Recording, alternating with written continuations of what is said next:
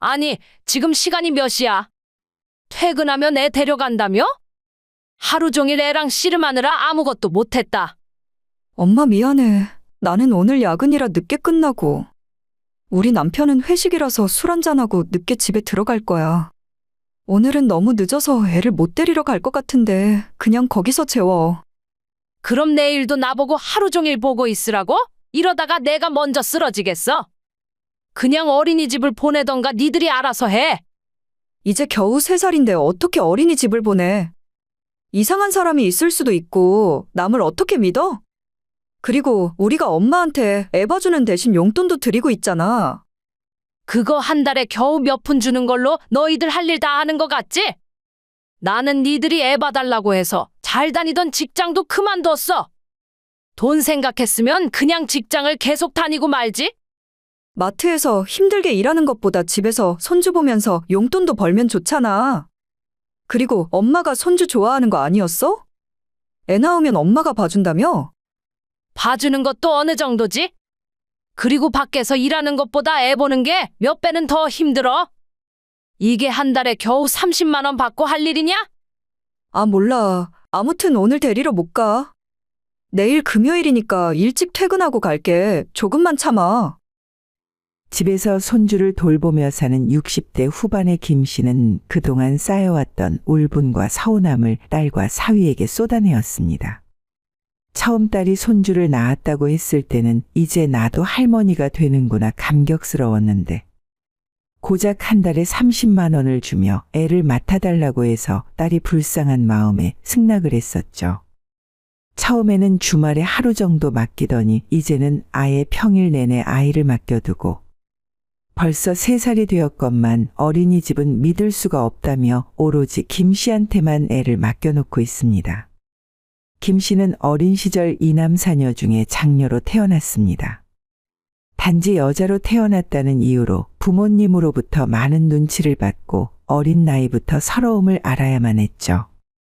김 씨의 아버지는 일을 나가 바쁘게 살았고 어머니는 시부모와 함께 농사일을 했기 때문에 항상 첫째인 김 씨가 나머지 동생들을 돌보고 집안일을 도맡아서 하게 되었습니다.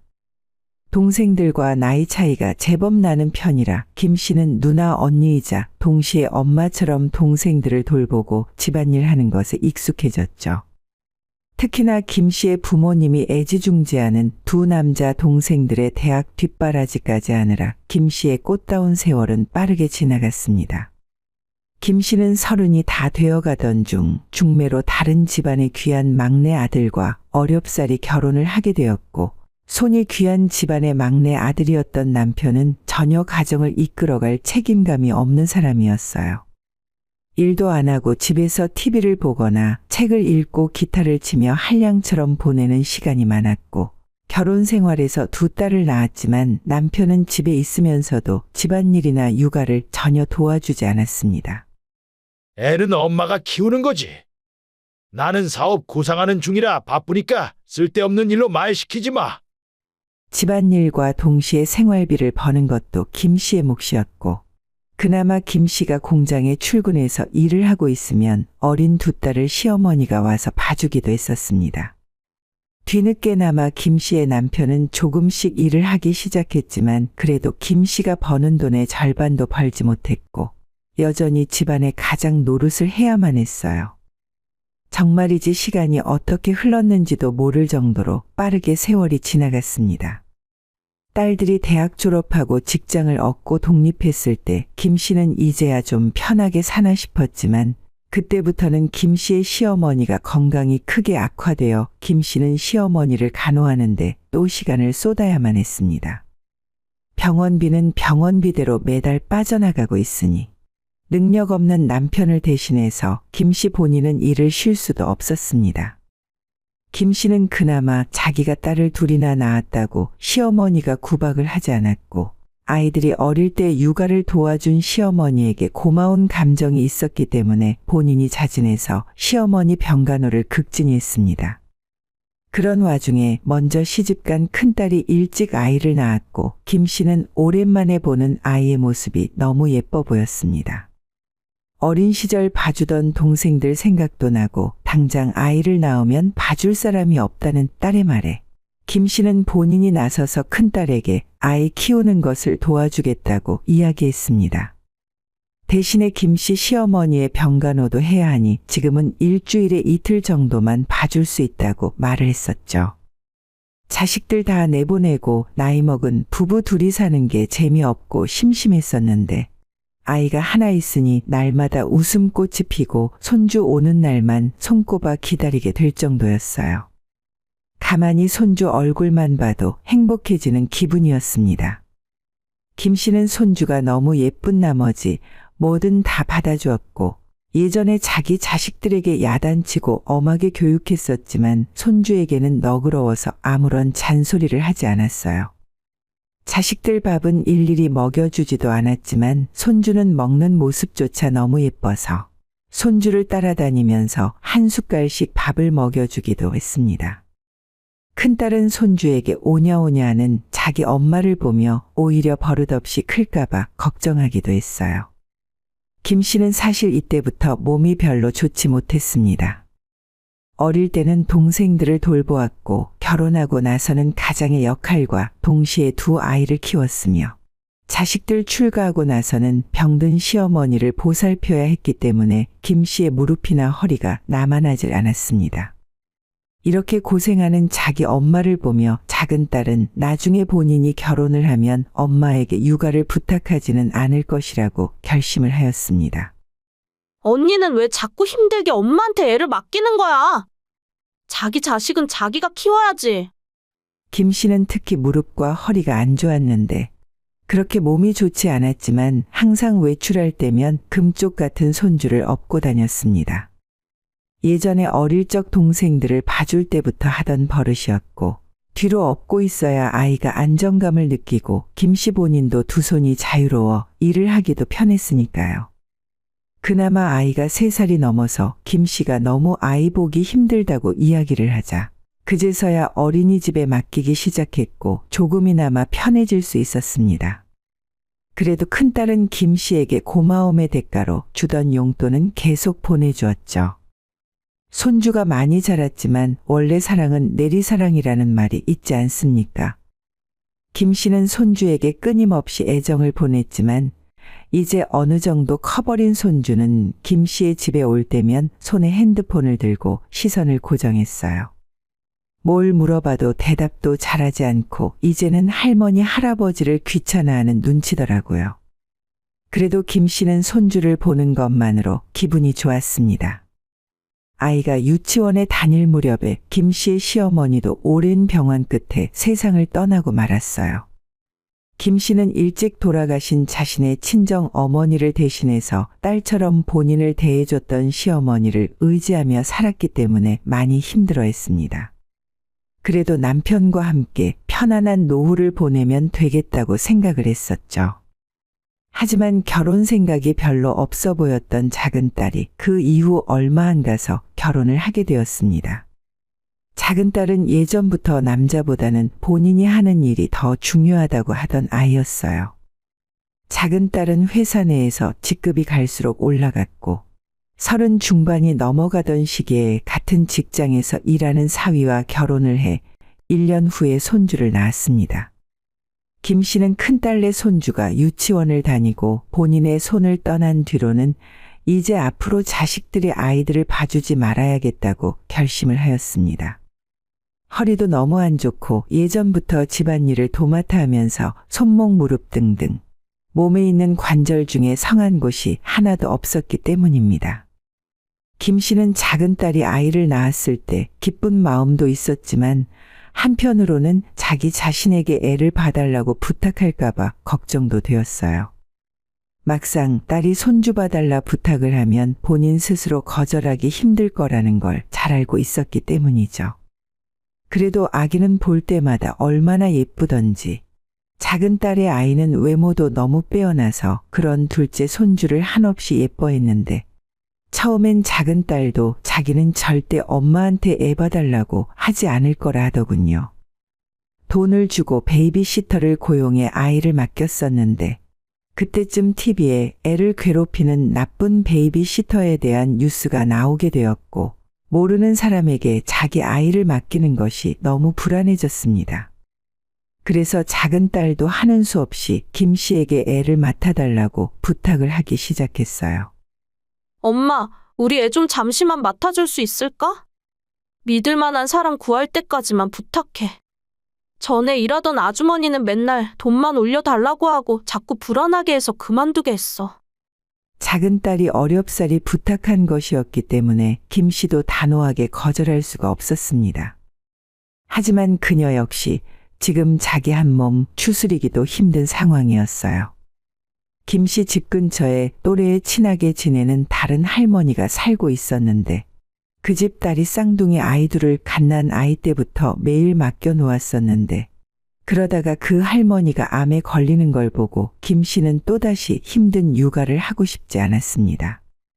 김 씨가 보기에도 편하게 놀면서 사는 사람과 손주 키우며 스트레스 받는 사람들은 바로 티가 나기 마련이었습니다. 김 씨는 내키지 않았지만 일단 작은 딸이 곤란해하고 있으니 도와주고 싶은 마음에 딸의 요구를 받아들이고 말았습니다. 처음엔 일주일에 2-3번 정도였지만 얼마 안 가서 작은 딸은 약속되지 않은 날에도 김 씨의 집에 아이를 맡기고 가버리는 날이 늘어났습니다. 집에는 하나둘씩 아이의 짐이 늘어나기 시작했고 한 번 맡겨놓고 며칠 동안 데려가지 않았어요. 딸이 오죽 힘들면 그러겠나 싶어서 김 씨는 아무런 말도 없이 일단 손주를 돌봐주기 시작했죠.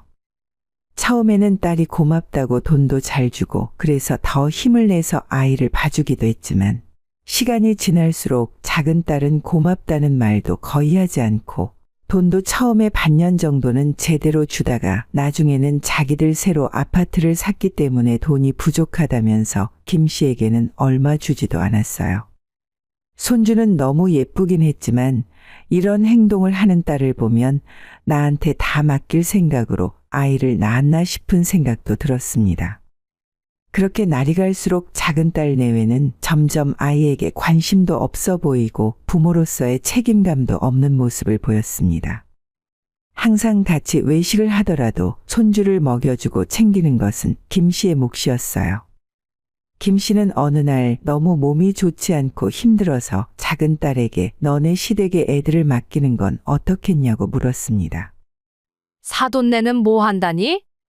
일도 안 하는 것 같고 맨날 여기저기 놀러 다니는 것 같던데. 우리 시어머니는 허리에 디스크가 있어서 애 못 보셔. 그리고 요즘은 자꾸 깜빡깜빡 하시더라고. 시댁에 애 맡기면 시어머니 얼굴 자주 봐야 하잖아. 나도 몸은 안 좋아. 허리며 무릎이며 온몸에 안 아픈 곳이 없어 이거사.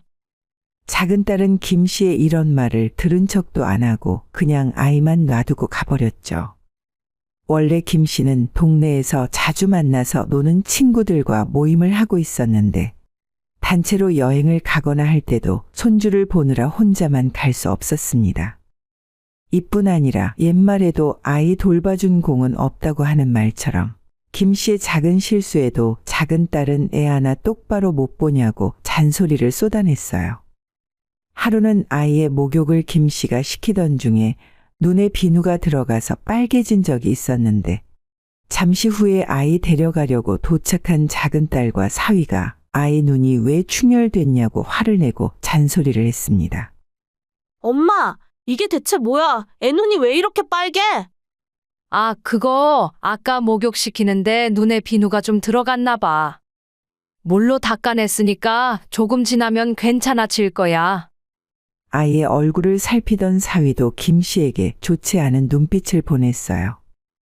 김 씨는 며칠을 고생하고도 작은 실수에도 큰 질책과 잔소리를 들어야 했고 손주를 똑바로 돌보지 못했다는 죄책감을 가져야 했습니다.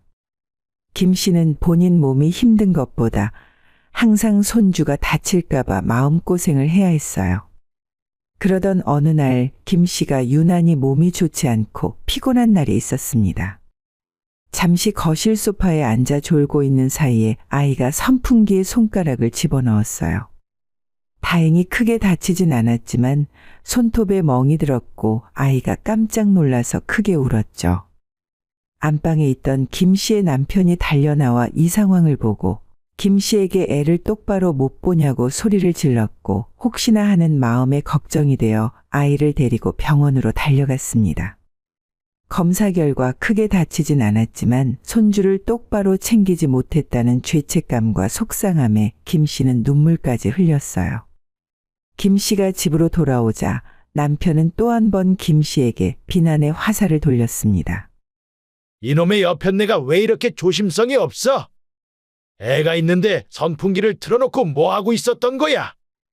김 씨는 애 보는 걸 한 번 도와주지도 않았으면서 화만 내는 남편이 원망스러웠지만 지금 당장은 아무런 말도 할 수가 없었습니다. 아이 손톱에 피멍이 퍼렇게 들었고 어쩔 수 없이 솔직하게 사진을 찍어 작은 딸에게 보냈더니 일을 하다 말고 딸과 사위가 불이 나게 집으로 달려왔습니다. 딸과 사위는 김 씨를 몰아세우고 비난을 하기 시작했어요. 엄마, 진짜 뭐 하는 거야? 애가 크게 다칠 뻔했잖아.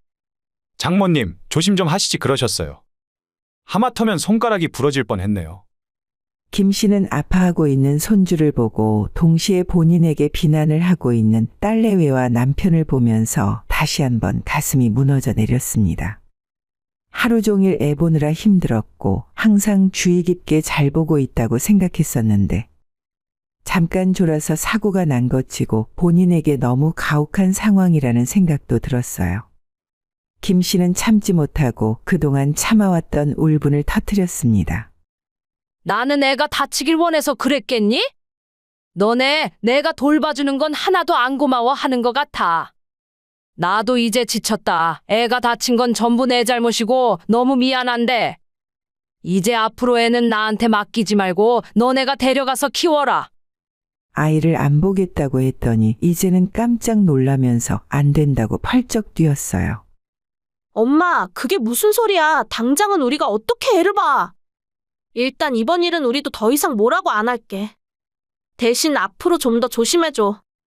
김 씨는 딸의 말에 어이가 없어서 중간에 말을 끊고 가로챘습니다. 내가 왜 너한테 이런 취급받으면서 애를 봐줘야 하는지 모르겠다.